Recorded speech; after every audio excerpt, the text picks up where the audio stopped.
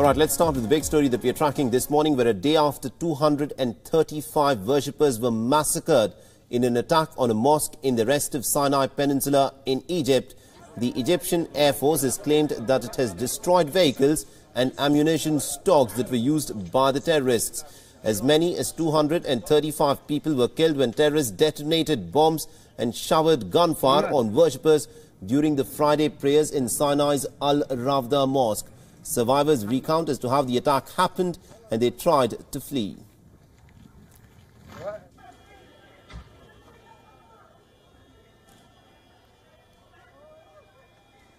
ودخلوا علينا من برا حوالي 10-20 واحد بأسلحة، دمروا كل اللي موجود، واللي أصيب واللي استشهد طبعا أكتر كتير فوق ما تتصور. احنا ساعة ما هو بدأ ضرب النار كله بيجري واللي بيخبط في التاني، بس أنا لمحت ناس ملثمة ولابسين لبس جيش.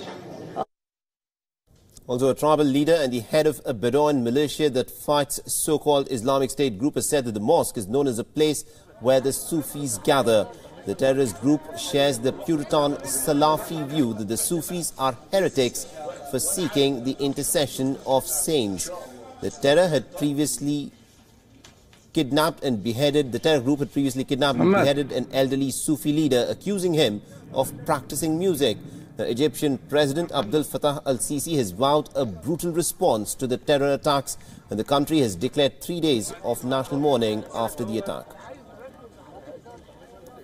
All right, now for more on this, we are joined by Dr. Reem Wagdi, who is a senior journalist from Cairo, who's joining us.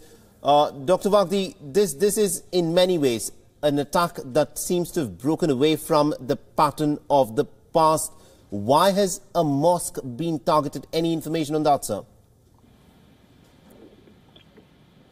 Hello, I'm sorry, can you repeat the question because I can't hear you clearly, I'm sorry. Yes, Dr. Wagdi, what my question was, in many ways this terror attack has followed a different pattern from the past.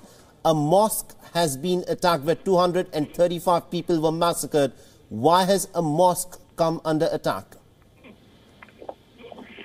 Well, when you have a terrorist attack, you don't usually have an answer to such a question. It's a terrorist attack, but what I can tell you is that this is a turning point when you are speaking about terrorist attacks in Egypt, because some people for some time related terrorist attacks to a wrong understanding of some people, to some parts of religion or something of the sort. Now we have a clear distinction between extremism and terrorism. You are not speaking about people who have different ideas, who are extremists in what they think or understand, but you are speaking about terrorists. So in that, they don't have any idea about religion, about people who are worshipping God, about mosques. It's just about killing, and that's the idea. That's why it's terrorism. That's why it's related or can be related to all terrorist attacks all over the world. Absolutely. Now my question to you is, it appears that the mosque was something where Sufis used to gather. Is it essentially a conflict between the Sufis and the Salafis, who are people who practice the much more hardline version of Islam? Is that what has played out in this attack, in this brutal attack on the mosque? So if I can hear you clearly, you are asking about if the interpretation of this is a sort of conflict between Sufis and Sunnis? The Sufis and the Salafis, that is correct. That was my question, Dr. Wagdi. Yes. Well, I don't read it in this narrow perspective. It's more wider than this, and it's wrong to put it just in this way. If you have the situation in Sinai, and especially in North Sinai, you are speaking about the army having a grim or firm situation there. Now we are moving to another part where things are where things are more peaceful, and they are targeting a place and a duration where people are praying. So it has to do with dealing with places where things would or may be easier to have such a terrorist attack, if you get my point. Right. You see, this is not one of the places of the confrontation. Okay, and also the fact that the so-called, Islamic State is on the back foot in its traditional stronghold in Iraq and Syria. Do you think, an attack of this nature, which is almost unprecedented in Egypt, is because of a spillover of what is happening in the Iraq and Syrian region? Do you think there is a connection between that? Well, again, I'm sorry because I can't hear you clearly. Okay. I just got the point. You are saying that this is one of the reflections to what is happening in Iraq and Syria? That is correct. That was my question, Dr. Waqdi. My apologies because the line is pretty bad. That was my question. Okay. Yes, it is, but in what context do you mean this? If you mean that because terrorists are under, they find it very difficult now in Iraq and Syria after things are becoming very different. Many places are freed from ISIS and so on. If this is what you mean, this is part of the thing. And President Abdel Fattah al-Sisi has said many times that after the situation in Syria, Iraq, and Libya as well is getting tighter for terrorists, we have to expect that things will be more difficult to us in Egypt. And if you remember what happened just lately in Wahat, it was just something very horrible as well. It was one of those acts that can be related to this, of course. Right, and also my question is, what does Egypt now intend to do? Is something planned on a broader scale to try and identify, these individuals as to which group they belong? And, does Egypt intend to go forward and tackle with those groups there? Can Egypt intend? Yeah, my question was, where does Egypt go from here? Because this attack is almost unprecedented. Have there been certain groups that have been identified within Egypt, which the Egyptian government now intends to take on?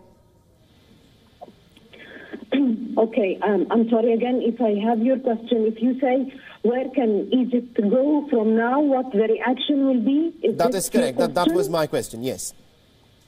Okay, so officially speaking, we are speaking about the Egyptian army that announced that its air forces has actually launched strikes a few hours after the speech of President Abdel Fattah al-Sisi, which I heard parts of on your show. There was an official statement by the army spokesman which said that those air forces destroyed vehicles used by the terrorists to execute the attack, and they also killed the elements inside. I just have to remind you that this, of course, this is a very sad time and difficult time in Egypt. Everybody is extremely angry and so on. But we as Egyptians will not forget such difficult situations, just like what happened to 21 Copts in Libya, if you remember, right, and the killing of them. Right. What happened in Wahat. The same was the situation, and the army always in Egypt has the reaction very quickly. Okay. And as I told you, the airstrikes that are working now are one of the very first reactions. Absolutely indeed. Dr. Reem Waqdi, thank you very much indeed for joining us from Cairo and getting us all those inputs after this dastardly attack, which has claimed the lives of as many as 235 people inside the mosque. We're in a clear break away from the past. These terrorists have attacked a place of worship. It was earlier always police stations, military troops that were stationed, or sometimes Coptic churches that had been targeted in Egypt. But for the first time, it appears that a Sufi mosque has been targeted, leading to speculation that this may also be a conflict between the Sufis and the Salafis.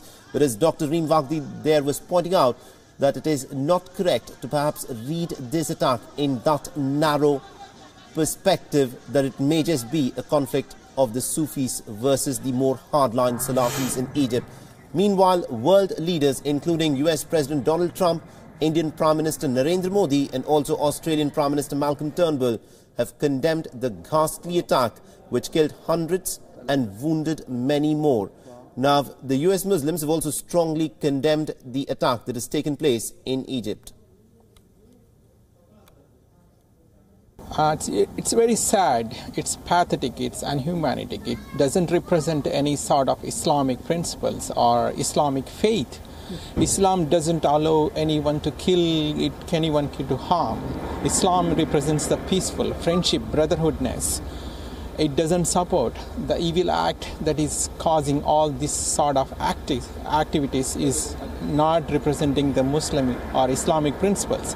Only thing I would like to say about everything that is going on right now is that there is no point you can make by killing people, especially when people are worshiping in their religious places. It connects back to the Texas shooting we had like recently.